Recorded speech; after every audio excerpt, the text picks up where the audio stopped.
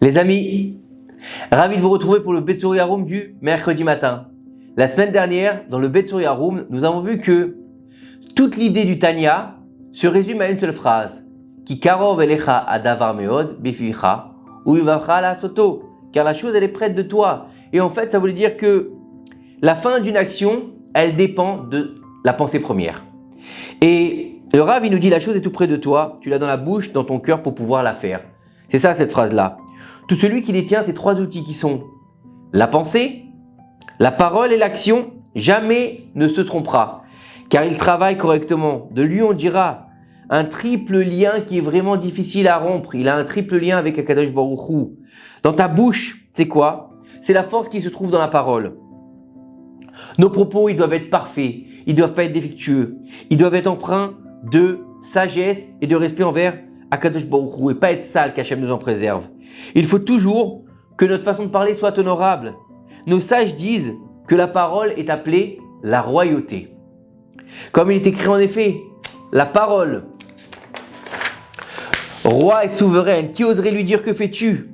La bouche, c'est la royauté. Comme l'a déclaré Eliyahu Navi, que la royauté de la bouche est nommée la Torah orale.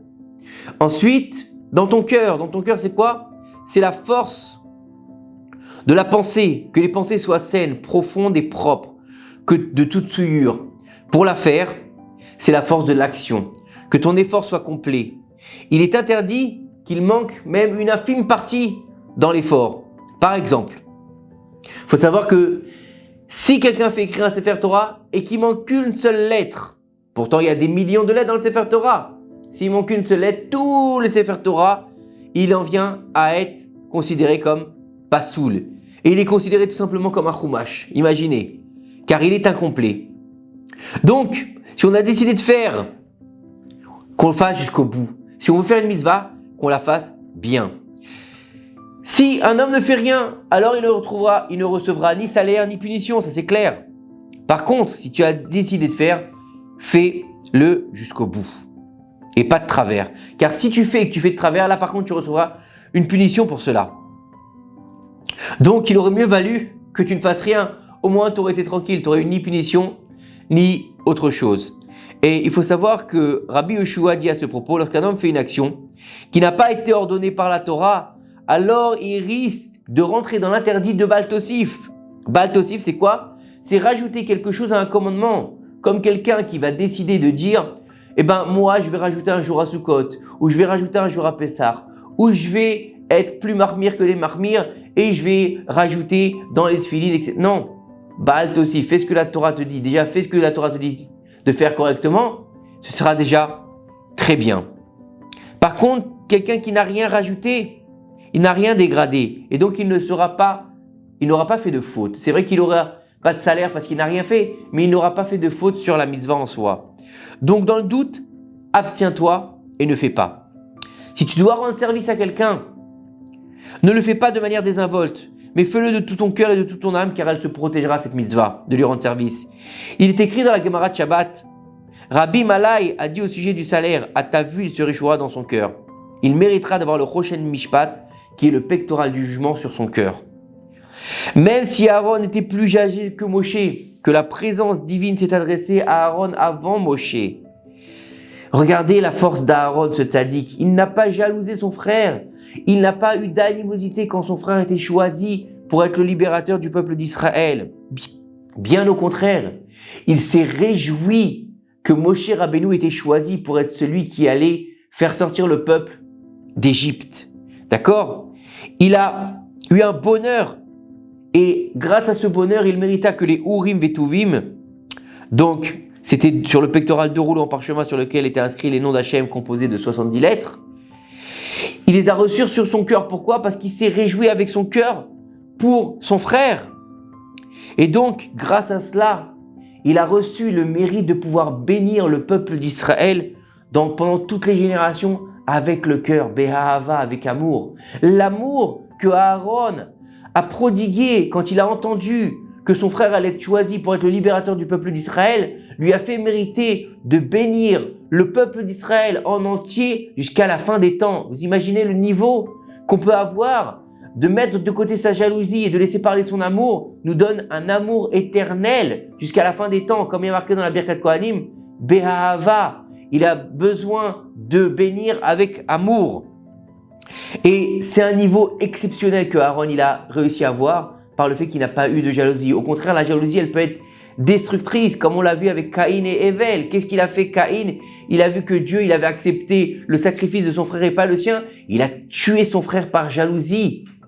Par jalousie, il a tué son frère. Il a détruit la moitié de l'humanité par jalousie. C'est incroyable. Qu'est-ce qu'on peut pas faire par jalousie? Et on trouve aussi cela chez qui? Chez Boaz. Boaz qui était l'arrière-grand-père de David Améler. Lorsqu'il vit Ruth, la Moabite, dans son champ, il lui donna quelques grains grillés. Quand il est écrit, il lui offrit du grain grillé. Ce qui donna à Ruth beaucoup de joie. Elle était convertie, elle n'avait pas grand-chose à manger. Et même si les grains n'étaient pas quelque chose d'important et que c'était la seule chose qu'il pouvait lui offrir par rapport aux conditions du champ, mais il l'a fait avec tout son cœur. Alors, étant donné qu'il lui a donné même peu de choses avec son cœur, il méritera de faire venir au monde l'âme du roi Mashiach. Il va épouser Ruth. Et très peu de temps après, il décéda lorsque sa femme fut enceinte.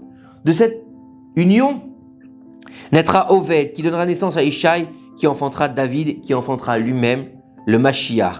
Donc en fait, il faut comprendre que celui qui fait une mitzvah de tout son cœur, en y mettant la pensée, la parole et l'action, il va être capable d'avoir un lien indéfectible avec Akadosh Baruch Hu, parce qu'il va faire descendre la mitzvah pour la mettre en forme. C'est-à-dire que la première chose, c'est qu'il va la penser. Une fois qu'il va la penser, il va la mettre dans sa bouche. C'est-à-dire, on va penser à ce qu'on veut faire comme mitzvah. Je veux mettre les tefilines.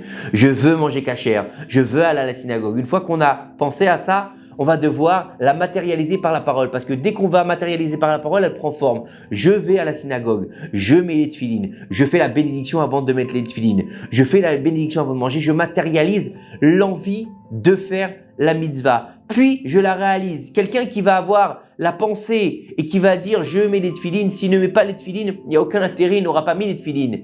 L'action de mettre les tefilines, mais quand on a une préparation avant de les mettre, donc c'est sûr que la mitzvah sera complète. Je vais penser que maintenant, je vais me retrouver devant Akadosh Baruch Hu pour mettre les tefilines. C'est cette sainte mitzvah que Dieu nous a ordonnée lorsque nous sommes sortis d'Égypte.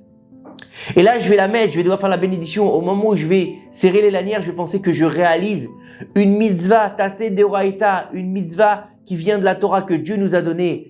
Et j'aurais fait une mitzvah complète parce que je l'aurais pensé, je l'aurais matérialisé par la bouche et je l'aurais mis en action.